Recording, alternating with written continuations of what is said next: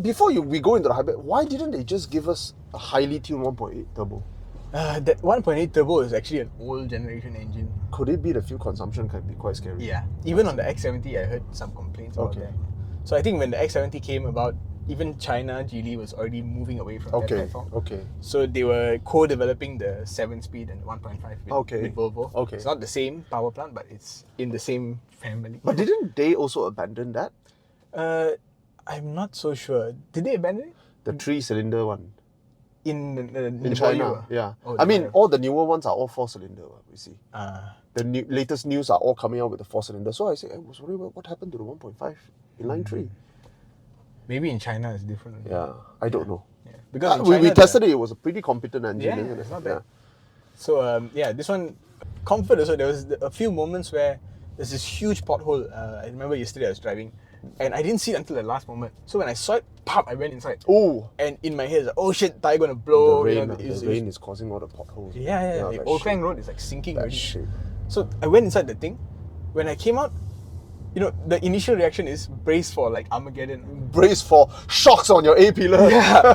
But no, man. No, The car behaved perfectly. Geely gave them permission to go and do their own thing. That is very impressive. Yeah. Now, but why would they want to go a multilink over a torsion beam in a car like this? I think, one, they probably had the budget. You see, in all the other X cars, X70, X50, Proton did nothing. Okay. I mean, they did adapt to right-hand drive, but they did no engineering changes. Okay. So I think on their third try, they were like, you know what? We need to do something so that people stop making fun of us.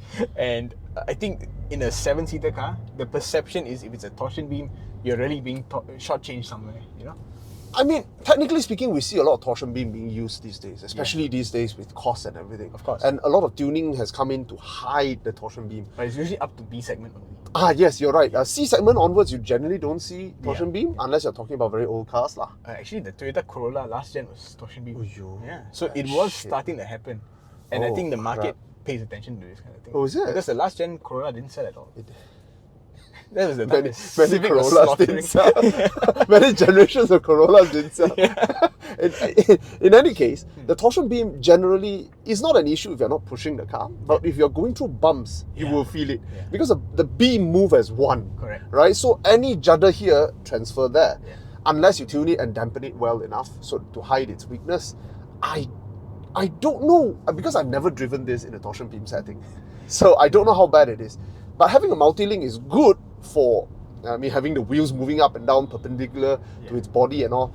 But it creates problem in the future because you have a lot of bushings to change. Yes. That's what happens to Honda when they're old. You got me? Yeah. But I don't know, man. Does it improve the handling a lot? I think when you load up the car, you will feel a big difference. I see. Like, see, my big issue with my current car, the Alza, is it's versatile, it's big enough, all that. But the moment I put people in the car, especially everyone sitting in the second row or third row, they suffer because it's a torsion beam at the back. Okay. So in the front, you don't really feel the problems. Right. The back is where you feel the problems. I see. Because every bump, you go in any bazaar for Grab. Right. If that Grab driver has been just abusing the heck out of the car, not changing out the springs, you will feel it, man. You can feel the back suspension just abusing everyone's backbone. Right. So I think, it'll cost more to maintain over the long time, and that'll probably affect your resale value if you try to sell the car without changing the because suspension. they will start knocking. You hear gur gur gur gur gur. Also a funny sound. But it's an okay trade-off because you want the car as new to perform as well as possible. Yeah, I mean, personally, I would prefer a better physics setup than having... Than saving some money. Correct, and then having some ingenious solutions to hide the problem, In a B segment, you can close one eye and say it's okay because you're already shopping. I remember CX3 was a torsion beam. Yes. Like, what the heck, man? Come on. CX3, Mazda 3. And it drives like a torsion beam, I remember. Yeah. And when we're going through bumps, right? Yeah. But this one, it's a multilink. Yeah.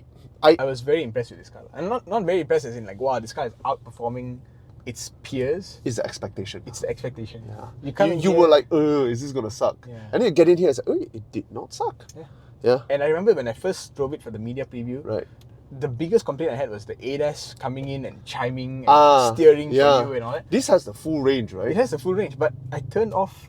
You did? You turned off? Yeah, I turned off everything. Because I was very close to you. I was like, is it gonna hurt me? Is it gonna hurt me? Did it hurt me? No, I turned off as much as I could turn off. Yeah. And it's actually not bad. Okay. Because without all the intrusion, Right. the base car configuration, the engineering pretty done good, huh? is good. Yeah. There's a bump here. You see whether you can take it at 50 and see. Yeah. And I particularly like how the engine doesn't tell you it's an inline 3 Yeah. and hides itself very well, so you're not technical. Oh, not bad. Not bad, right? Not bad. If you're not technical at all, you know, it like what? Inline 3, inline 4? I don't care, lah, bro. Yeah, You know? yeah, it revs, it vibrates, you Yeah. feel it, but Yeah. you don't hear it. Ah, correct. And it gives you all the correct signal, you know. I can't remember what car we were driving. It was a Honda hybrid thing that does all the city. City, RSE HEV. Like, what the heck is that car? I remember asking, like, what's going on? I don't know. It's vibrating when it's not supposed to vibrate. Yeah. When I expect it to vibrate, it doesn't vibrate. Yeah, your throttle is not doing anything. Suddenly the engine kicks in. It's so weird. But this car is driving like, hey, I'm sad. Okay, it feels a little bit like the conventional car that I expect. And it giving me signal that I expect, which is good lah. It's a luxury these days. How far we've come. Yeah. So yeah. And very in terms good. of like the feel, I mean, this is more design lah, but like the feel of the car it gives you when you're driving it is a bit higher than your Japanese car standard. Definitely. The build quality and all that. Oh, you get in here, it's like, you'll be like, ooh, design. Yeah. Ooh, Like, what? material. Yeah, even the knobs at the side, the metallic ones, of course, it's all plastic. But Yeah. a lot more attention to detail than in the X50 and X70. It's true. And I felt something in a lot of this Chinese car is that they are very well screwed together. Yeah. You look at, you see the sticky feel. It's a bit slow, the clutch action. Yeah. Yeah.